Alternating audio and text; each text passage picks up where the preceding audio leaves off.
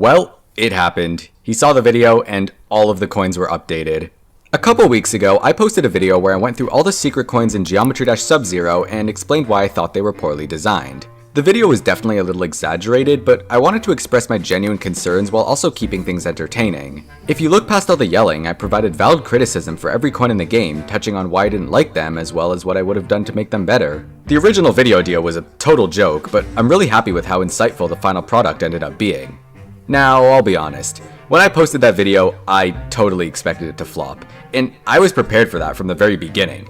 If I made videos just to be popular, then this one definitely would have been scrapped, but it's something I do because I love sharing all my thoughts and jokes and ideas with people who enjoy Geometry Dash as much as I do. So even if the video were to get 50,000 views instead of 500,000, that's still an insane amount of people willing to listen to all the random stuff I have to say.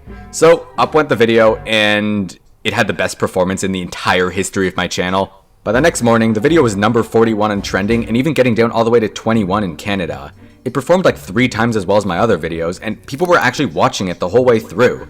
And then out of nowhere, I get a comment from RobTop, the developer of the game, who is infamous for being dead silent. He just said that he agreed, and I wasn't really sure if it was sarcasm or not, but even if it was, it would still mean that he saw my point. But that comment got me thinking, would RobTop actually go back and update the game's coins? If you know this guy, he is very stubborn when it comes to his official levels. There are things he will not fix, whether it's this skip in Monster Dance-Off, or just something small like a missing spike in base after base.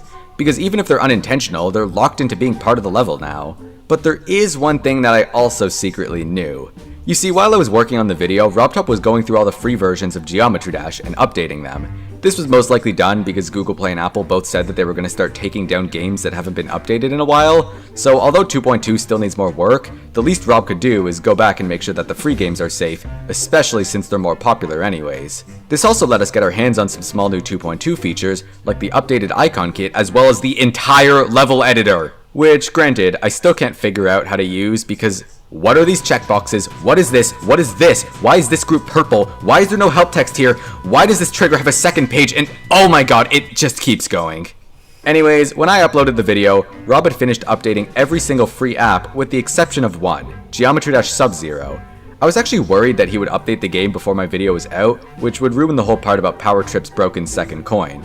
But turns out this update would take a lot longer because the levels were broken in the current version of 2.2. And that meant that he'd have to go back into the editor and fix it all. So the big question was, if he saw my video, agreed with what I said, and was going back into the editor to update the levels anyways, would he really choose to leave the coins in their current terrible state? I mean, I thought so, but this is the same guy who updated GD World and possessed the frickin' shopkeeper. And then, 12 days later, the update came out. New unlockables, small stuff, bug fixes, and tweaks. It was 1 in the morning, I was exhausted, but the moment I heard about this, I needed to see if anything was different.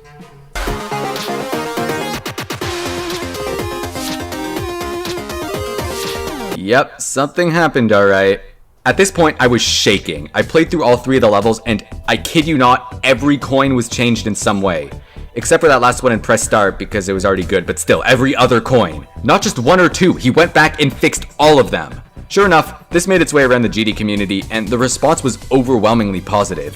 Even though I was the only one who really complained about the coins at first, it felt like suddenly everyone agreed that this was much needed. A little while later, in a Reddit AMA, RobTop actually responded to me and gave some details about what things were like on his end. Just like I predicted, he was in the middle of updating Sub-Zero when he came across my video. He was pretty tired when making the game since he had to meet a deadline, which was presumably before the holidays since that's when the other free games were released. He was really low on sleep, and he admits that the coins were pretty lazy. Then he said, "Video you made was on point, good upgrade, thumbs up emoji." I should probably point out that if you haven't seen my last video on the Sub-Zero coins, now would be a very good time to do so. But otherwise, let's talk about what exactly changed in the update. So the first coin in Sub-Zero was met with a very simple change. In my video, I mentioned that the coin was fine, but could probably benefit from a little more glow, and that's exactly what was changed. Even though it's a really small tweak, it impresses me a lot because, realistically, the coin was already good enough. So the fact that RobTop actually went back to further clean it up shows that he really does care about his game. Simply put, he did not have to do this, and he did, and it was entirely his decision. And for that reason in particular, it's one of my favorite changes.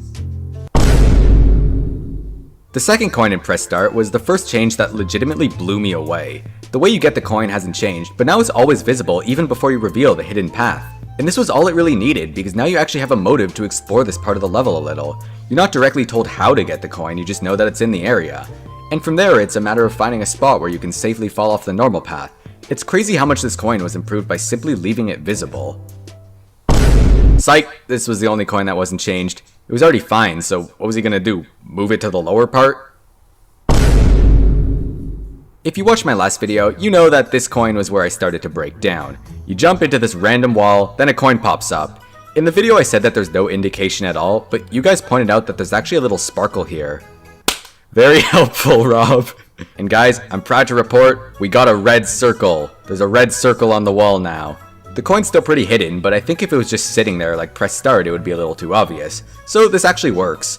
I think if the coin was placed further in the level, then it would need some more tweaking, but for one at the very beginning, it's perfectly fine. It's definitely not a hint that casual players will notice, but it's good enough in the sense that if they look up how to get it, they'll probably go, ooh, that's clever, instead of, what? Before my video came out, Coin 2 was probably the coin that was the most complained about.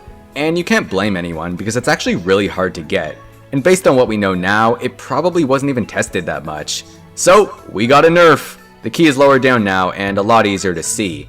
Keep in mind that Sub-Zero is meant to be a game for newer and less skilled players, so this is a very welcome change. As for the second half of the coin, that wasn't changed. I still don't think that this one needs to be a key, but that's more of a personal opinion, so I won't go on about it. So originally, this was the coin that completely broke me. You run into this completely unmarked wall, and then it's easier than taking the top path anyways. I was really curious about how this one would be fixed, and I think I'm just gonna roll the clip. Oh my god. I did not think it would be possible, but this went from one of the worst coins out of all of the official levels to one of the best. I love this one so much. Now it's really obvious that the wall is hiding something, but there's a tight challenge thrown in there as well. You have to react fast to pick up the coin, but not immediately or you'll fail here. I don't know if that part's intentional, but it adds some further difficulty, which I like. Easy 10 out of 10, this is the change that probably caused me to freak out the most. Alright, quick recap of Power Trip's coins. Fall here, tap here a few times. Groundbreaking stuff. Or is it ground phasing since you just fall through this block? Well, doesn't matter because check out how you get it now. Yeah, so basically, this man's insane. I knew that this one would definitely be fixed up in one way or another, but I never would have expected a complete rework like this. It's touches like this which make it clear that RobTop truly wanted to make his game better. He could have just added a simple visual hint and kept everything else exactly the same, but he knew he could do more, so he took another look at the coin and came up with this. I really like how the path was extended a little, so it doesn't feel that much easier to get compared to the main route. So, big glow up, well done. The biggest reason that I didn't like Power Trip's second coin was because it was exactly the same as the first one. See the floating coin there, fall through this random unmarked wall, and it's yours. Truly incredible. So for the updated version, RobTop did the best thing possible. Edit tab, select, garbage button. The coin's still in the same spot, but the way you get it is completely different now. Earlier on in this part of the level, you'll pass by a little sparkle. It's actually a hidden orb which reveals a second sparkle underneath the coin. Tapping on this one will launch you up into the second coin, then right back onto the main path. What I find cool about this coin is that it's not the sparkle that gives away where the orb is, it's actually the little circle effect that appears when you pass by it. It's pretty common to see this in custom levels, so I knew exactly what to do when I reached this point in the level. I still think it would have been cool to play around a little more with the screen warping, but I guess there's not that much you can do, so this coin's still awesome. And best of all, it doesn't just feel different from the previous coin, it feels different from almost all the other coins in the game, and in the best way possible. Also, this probably goes without saying, but you can get this coin on iOS now without any issues. My video had nothing to do with this, this was definitely going to be fixed either way. Alright, let's not waste any time here, play the clip.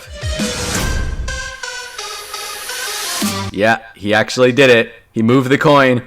I still think tapping to get this coin is a weird idea, but now that you're rewarded directly after doing it, it's a lot less confusing. This especially goes for people who look up how to get the coin on YouTube, then scratch their heads wondering why that one coin at the end didn't appear for them. Also, the number of taps required to get the coin was lowered by 1, which doesn't change too much since I usually tap like crazy here anyways. In my opinion, there's still better places where this coin could have been, but love it or hate it, I would have been a little sad if this one was changed, because once you know how to get it, it's kind of iconic. Anyways, before wrapping up, there is one last part of the level I want to talk about. So if you didn't already know, there's this one spot in Power Trip where you can fall and skip the rest of the level. And there were two different ways to pull this off. The first method was to go through the robot portal normally and just not hit this green orb. But that's the boring way, because you could also skip the second orb in the spider part, avoid the robot portal entirely, and then fall off like this. So was this fixed in the newest update? Yes! Int. A few extra spikes were added, which fixes the robot method, but makes the spider one still possible. I have no idea if this was intentional or not, but if it wasn't, then please, RobTop, don't fix this. Because let's be real, the last 20% of the level is not that hard. If you can pull off this skip in the spider part, you're probably skilled enough to beat the level normally anyways. Yes, it's a mistake, but it's one that people seem to really like. It doesn't bother anyone, it actually makes them feel proud of themselves. One thing I really like was that prior to the update, this path actually locked you out of getting the last coin, so there was a little bit of a trade-off. But now you can go this way while also 100%ing the level, which isn't as cool, but good secret coins are a bigger priority anyways. Part of me wants to believe that RobTop purposely kept this skip in because he's the best developer ever, but the fact that he made an effort to remove it shows that he probably just wasn't aware of the spider method. But now you're only left with the cool and more gratifying way of doing the skip, so it worked out perfectly in the end. And no, I'm still not calling it a secret way, because what does that even mean? I mean, yes, it's a secret, but way? A way? What do you mean by a way? Way? If it's not obvious enough, I still can't believe I'm making this video. The fact that RobTop agrees that the coins were bad gives me a ton of hope for 2.2, because I always knew that he could do better, and he totally proved himself. I won't set my expectations too high for however you get the coins in his next levels, but at least I can rest easily knowing that they probably won't be as bad as the Sub-Zero ones used to be. And hey, if they are, that's more content for me. If there's one thing to take away from this whole situation, it's that you shouldn't be afraid to speak up if there's something you don't like about a game. I made the Sub-Zero coins video because the issue always bothered me, but nobody ever said anything about it. In most cases, you probably shouldn't resort to making an over-exaggerated YouTube video, but honestly, I wasn't really expecting any change. I just wanted to share the flaws with the coins that a lot of people are familiar with, then use it to teach about how to do a better job. The video wasn't just made to point out that the coins suck, it was made because I wanted to explain why. Anyways, if there's ever something in a game that you think is objectively bad, it's usually not that hard to get in touch with one of the developers, assuming it's a smaller indie game. Just send them a message or email and let them know what you like about their game as well as what you think they could have done better. You're not always going to get it your way, but at the very least you'll hear back with an explanation of why things are the way they are. With that being said, I once again want to thank you all so much for watching. This has been one absolute heck of an experience, and I really can't believe how much of a positive impact I was able to leave on the community. I only upload once every month or so if you like what you saw here, then feel free to subscribe for more stuff like it. And stay tuned for my next video where I spend 30 minutes ranting about the third coin in Clutterfunk. Also, congrats on 10 mil, Rob, that's really cool.